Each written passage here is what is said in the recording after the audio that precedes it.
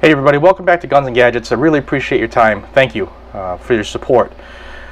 If you've been following the fiasco here in Massachusetts through my various updates as this has taken place over the last 2.5 weeks, you know that the message I've been portraying is how important it is to fight the illegal actions of our Massachusetts Attorney General, and to fight them immediately and fiercely. And I warned a couple times that this, if it went unchecked, that it would start to spread across the country. Yesterday, which was August 8th, 2016, Monday, one of our senators here in Massachusetts, our U.S. senators, Elizabeth Warren, who, let me address her real quick. Elizabeth Warren is a very ultra-liberal person who does not follow the Constitution and got to where she is by lying to all of her employers, saying that she was a Native American.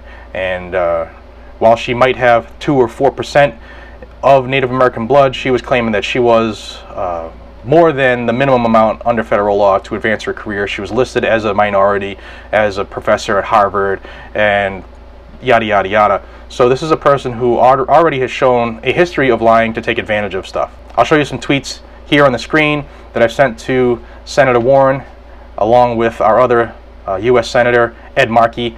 They're both ultra-liberals who do nothing to defend the Constitution and do everything they can to take advantage of the emotions and the pulse of the nation to further their agenda. So yesterday, Warren sent out an email blast to all of Maura Healey's supporters, and she asked them to do several things. The first was to log on to social media and just inundate all their social media with support for Healey and her illegal actions. But she didn't say illegal actions. You know, she said her efforts to keep weapons of war off of our city streets. She then asked all these ultra-liberal moonbats to write letters to local newspapers. So you're going to start seeing these flood the media, because this will get coverage, whereas the illegal action still hasn't gotten coverage that it deserves. She also asked these people, and this is the funny thing, asked them to sign a petition in support of Healey and her actions. These are the same people who ignore the petitions signed by thousands and thousands of people to overturn the illegal action. So they're going to ignore that petition that had the minimum number of signatures in about 4 hours and ask people to create another petition in support of this illegal action. Shows how frickin' crazy these people really are, guys. Really. Open your eyes. If you don't believe, open your eyes, because it's playing out right now in live theater. So not only is Elizabeth Warren pushing for support on the federal level in Congress, and she's getting it. She's getting support for this, believe it or not. But other attorney generals across the country, I believe it's up to 6 now, have voiced support for this illegal movement. So there are other states, 6 other states, and I don't have the list in front of me at the moment, but a lot of them are assault weapon ban states already.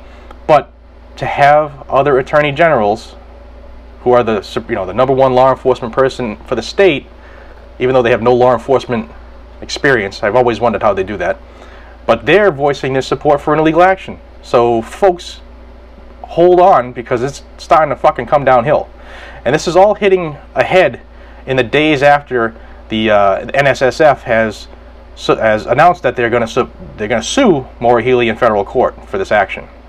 Gabby Giffords, a former Arizona congresswoman who has her own little gun control group that she has formed, has voiced support for Maura Healey, and everybody who her tentacles reach to are going to follow suit, mark my words.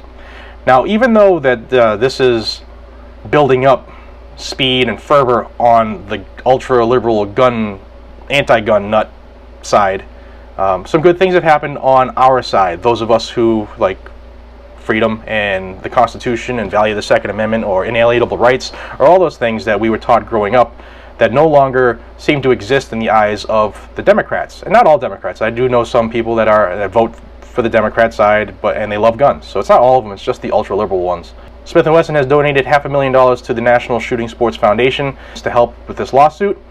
And Lawrence Keene, who is the group's senior vice president and the general counsel for the NSSF, had this quote, and I'm going to end with this quote because it's dead on. It says, "This is clearly a naked political play by a zealous anti-gun politician simply looking to advance her political career at the expense of law-abiding gun owners in the state by turning hundreds of thousands of law-abiding gun owners and businesses into felons overnight with the stroke of a pen. Sir, dead on. However, she didn't stroke a pen.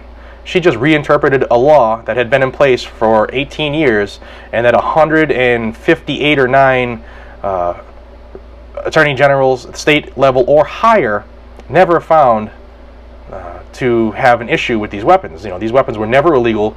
They were actually Massachusetts compliant for the last 18 years. And this lady, without the stroke of a pen, just woke up and changed things because she thinks she could. This isn't a monarchy, and we're trying to get it overturned. I appreciate your support, everybody who has been following this channel. I ask you again, spread this, because nobody else is. We finally have some action. NSSF, thank you. Thank you very much for stepping up to the plate to take on Maura Healey and her illegal actions. And guys, if you haven't already, donate to them. Give them $5, $10, $15, whatever you can, because they're going to need this money to save our rights. And if they're not successful here, prepare for the tidal wave coming across the country, especially if Short Circuit Clinton gets in. This is Jared from Guns and Gadgets. Until the next time, be safe, stay vigilant, and carry your firearm. Take care, guys.